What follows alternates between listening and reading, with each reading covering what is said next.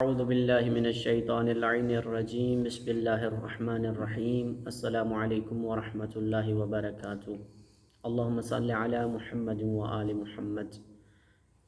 امام علی رضا علیہ السلام کے ایک صحابی ہیں جن کا نام ہے ابا سلت عبداللہ بن علی۔ ابو سلت یا ابا سلت ایک مرتبہ امام کی خدمت میں بیٹھے ہوئے تھے۔ مولا سے کہنے لگے، مولا مجھے نصیحت فرمائیں اور مجھے کسی اللہ کے نبی کا کوئی واقعہ کے ساتھ نصیحت فرمائیں۔ تو امام علیہ السلام نے فرمایا، اے ابا سلت، اللہ نے اپنے ایک نبی کو حکم دیا کہ اے نبی، صبح اٹھ کے جب گھر سے باہر نکلنا تو یہ 5 کام کرنا۔ اللہ کے نبی نے اللہ سے وعدہ کیا کہ جب صبح اٹھوں گا تو سب سے پہلے وہ 5 کام کروں گا، لیکن عرض کی اے پالنے والے اس کی ترتیب کیا ہے، کس انداز سے وہ کام کرنے ہیں؟ تو اللہ نے فرمایا کہ اے میرے نبی، جب گھر سے نکلو جو چیز پہلے تجھے نظر آئے اسے کھا لینا، پھر جب تھوڑا آگے چلو دوسری چیز جو تجھے نظر آئے اسے چھپا دینا، اور تیسرے نمبر پہ جو چیز آئے اسے پناہ دینا، چوتھے نمبر پہ جو چیز ہو اسے مایوس نہ کرنا، اور 5ویں جو چیز آپ کے سامنے آئے اے میرے نبی اس سے دور بھاگنا۔ اب اللہ کے نبی نے اللہ سے وعدہ کیا اور سو گئے۔ جب صبح اٹھ ہوئی، اللہ کا حبیب اللہ کا نبی گھر سے نکلا۔ جیسے وہ گھر سے نکلے تو سامنے دیکھا کالا پہاڑ نظر آئے۔ اب اللہ کا نبی بہت حیران ہوا اس پہاڑ کو دیکھ کہ رب نے کہا تھا کہ جو چیز پہلے نظر آئے اس کو کھانا ہے، لیکن یہ تو اتنا بڑا پہاڑ ہے، لیکن اس میں رب کی حکمت بھی ہے۔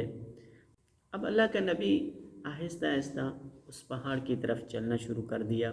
جیسے جیسے پہاڑ کی طرف سفر کرتے رہے پہاڑ چھوٹا ہوتا گیا، یہاں تک کہ وہ پہاڑ ایک لقمے کی شکل میں بن گیا، اور اس لقمے کو اس اللہ کے نبی نے اٹھا کے کھایا۔ وہ لقمہ دنیا کی سب سے لذیذ ترین اشیاء سے بھی زیادہ مزیدار تھا۔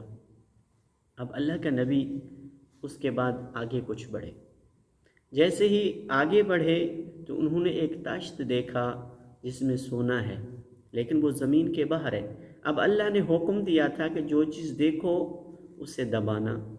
اب اللہ کے نبی نے فوراً گڑھا کھودا اور اس تاشت کو جو سونے سے بھرا ہوا تھا زمین میں دبا دیا۔ دبا کے چلے، جیسے ہی چلے پیچھے دیکھا تو وہ تاشت پھر زمین سے باہر آیا ہوا ہے۔ اللہ کے نبی نے کہا میرا فریضہ ختم ہو گیا، کیونکہ اللہ نے مجھے اسی کا دبانے کا ہی حکم دیا تھا، چھپانے کا ہی حکم دیا تھا۔ اب جیسے آگے چلے کیا دیکھتے ہیں کہ ایک پرندہ ہے جس کے پیچھے شکاری باز لگا ہوا ہے، اور وہ باز اس کو شکار کرنا چاہتا ہے، لیکن وہ پرندہ جو چھوٹا پرندہ ہے وہ پناہ کی تلاش میں ہے۔ جیسے ہی اللہ کے نبی نے دیکھا کہ وہ پناہ کی تلاش میں ہے تو اللہ کے نبی نے اپنا دامن پھیلایا، اس کو پناہ دی۔ اب جیسے ہی پناہ دی، اب وہ باز، اللہ نے اسے طاقت دی، وہ حضرت کے قریب آئے، اور آتے ہی اس نے جملہ کہا کہ اللہ کے نبی 3 دن سے مجھے کوئی شکار نہیں مل رہا تھا، بڑی مشکل سے میں نے شکار دیکھا، اسے بھی آپ نے پناہ دے دی، تو اب چوتھی چیز اللہ نے حکم دیا تھا کہ مایوس نہیں کرنا۔ تو اللہ کے نبی نے اس کو مایوس نہ کیا، بلکہ کتابوں میں آتا ہے کہ اللہ کے نبی نے اپنے جسم سے گوشت کاٹ کے اس باز کو دیا۔ تھوڑا دور آگے گئے، کیا دیکھتے ہیں کہ کچھ بدبودار مردہ ہے جس کی بو ہے، بدبو ہے۔ اس کو دیکھتے ہی حضرت، کیونکہ اللہ نے حکم دیا کہ جو چیز دیکھو اس سے دور بھاگنا، جلدی سے وہاں سے چلے گئے۔ اب رب نے اس نبی سے کہا کہ یہ جو تو نے 5 کام کر دیے، سوچا کہ اس میں مصلحت کیا ہے، اس میں نصیحت کیا ہے، اس میں کیا سمجھانا چاہتا تھا۔ اس نبی نے کہا اے اللہ آپ بہتر سمجھتے ہیں، بہتر جانتے ہیں، بہتر ہی سمجھانے والے ہیں۔ تو اللہ نے کہا اے نبی، جو چیز میں نے تجھے پہلے حکم دیا تھا کہ جو چیز نظر آئے کھا لینا، لیکن وہ تو کالا پہاڑ تھا، اے نبی وہ پہاڑ تیرا غصہ ہے، وہ غصہ ہے۔ دیکھنے میں وہ بہت بڑا ہوتا ہے، لیکن اگر انسان کنٹرول کر لے، وقتی طور پر اس غصے کو دبا لے، اس غصے کو پی لے، تو یقیناً وہ ایک مزیدار لقمہ بن جاتا ہے۔ لیکن اگر انسان اس کو نہ دبائے، سامنے وہ ایک کالے پہاڑ سے بھی بڑا نظر آتا ہے۔ تو اللہ نے یہی کہا کہ وہ کالا پہاڑ وہ غصہ تھا۔ اور دوسرے نمبر پہ جو چیز میں نے چھپانے کا حکم دیا وہ نیکی ہے۔ اے نبی، کوئی بندہ جب میری نیکی چھپا کر کرتا ہے، میرے لیے نیکی کرتا ہے، نیکی چھپا کے کرتا ہے، تو میں رب اس کی نیکی کو زمانے پہ ظاہر کر دیتا ہوں، عیاں کر دیتا ہوں۔ اور تیسرے نمبر پہ جو میں نے کہا پناہ دینی ہے، وہ ہے نصیحت کرنے والا۔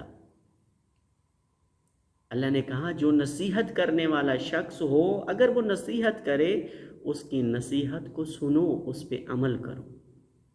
چوتھے نمبر پہ جو میں نے کہا مایوس نہیں کرنا، وہ تھا حاجت مند۔ اللہ کے نبی، جب کوئی حاجت مند آئے حاجت کے لیے تو اسے مایوس نہیں کرنا چاہیے۔ یہ درس ہے ہمارے لیے، میرے لیے، آپ کے لیے، ہم سب کے لیے، کہ جب کوئی حاجت مند ہمارے پاس آئے، ہم جتنا اس کی حاجت روائی کر سکتے ہیں، اس کی مدد کر سکتے ہیں، ہمیں کرنا چاہیے۔ اور پانچویں نمبر پہ جس سے دور بھاگنے کا اللہ نے حکم دیا تھا، وہ مردہ جو بدبودار تھا، اللہ نے کہا اے نبی وہ ہے غیبت۔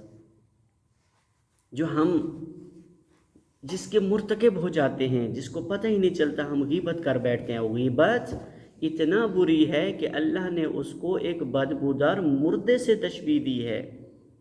اور یہ نصیحت تھی جو امام علی رضا علیہ السلام اپنے صحابی ابا سلت کو دے رہے تھے، کہہ رہے تھے اے ابا سلت، غصہ نہیں کرنا چاہیے، نیکی چھپا کر کرنی چاہیے، جو حاجت مند آئے اسے مایوس نہیں کرنا چاہیے، اور جو نصیحت کرنے والا ہو اس کی نصیحت کو سننا اور اس پہ عمل کرنا چاہیے، اور ہر حال میں غیبت سے بچنا چاہیے۔